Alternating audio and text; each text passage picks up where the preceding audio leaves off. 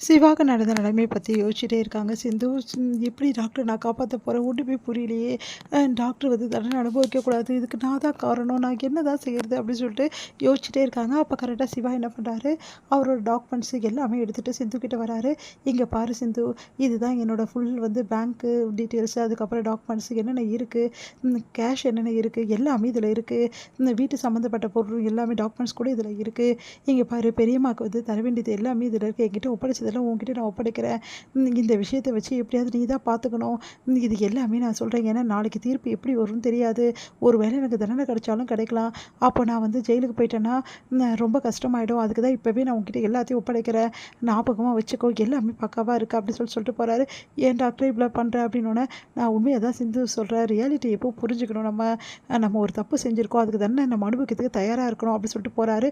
அதை கேட்டு சிந்து யோசிக்கிறாங்க. ஆமா, டாக்டர் சொல்றது கரெக்ட் தானே. நம்ம ஒரு தப்பு செஞ்சா அந்த தண்டனை அனுபவிச்சு தானே ஆகணும். அதை அனுபவிக்காம தப்பிக்கிறது ரொம்ப பெரிய பாவம். டாக்டர் தப்பே செய்யாம தண்டனை அனுபவிக்கணும்னு சொல்லிட்டு எனக்காக முடிவு பண்ணிட்டாரு. ஆனா தப்பு செஞ்சேன்னா தண்டனை அனுபவிக்கிறதுக்கு ஏன் நான் யோசிக்கணும்?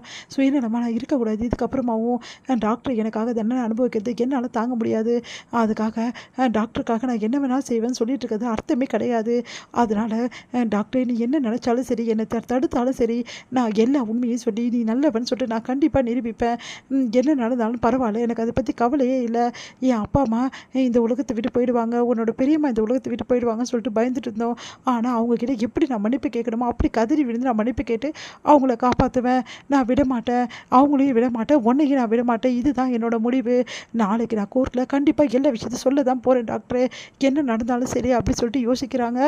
நம்ம வந்து சிந்து அடுத்து வந்து இங்கே என்ன பண்ணுறாங்க, அன்னபூர்ணி மனசு கஷ்டத்தோடு அழுதுகிட்டே இருக்காங்க. அப்போ சிவா வராரு. "என்ன பெரியம்மா, ஏன் பெரியம்மா இப்படி அழுறீங்க?" அப்படின்னோடனே, "ஒன்றும் இல்லை, எனக்கு நல்லா தெரியும் பெரியம்மா, எனக்கு தண்டனை கிடச்சிருந்தேன்னா அழுறீங்க." "அதெல்லாம் இல்லைடா, உனக்கு தண்டனை கிடைக்காதுடா" அப்படின்றாங்க. "இங்கே பாருங்கள் பெரியம்மா, எனக்கு தண்டனை கிடைச்சாலும் சரி, நான் வந்து என்ன தப்பு பண்ணியிருப்பேனும் பண்ண மாட்டேன்னு சொல்லிட்டு நீங்கள் யோசிக்காதீங்க. உங்கள் புள்ள நான் என்றைக்குமே தப்பு பண்ண மாட்டேன்னு நம்புங்க. தயவு செய்து பெரியம்மா எனக்காக ப்ளீஸ்." அப்படின்னு சொல்லிட்டு அப்படியே கையை பிடிச்சிட்டாரு. அப்படியே கட்டி பிடிச்சிட்டு அழறாங்க அவங்க பெரியம்மா.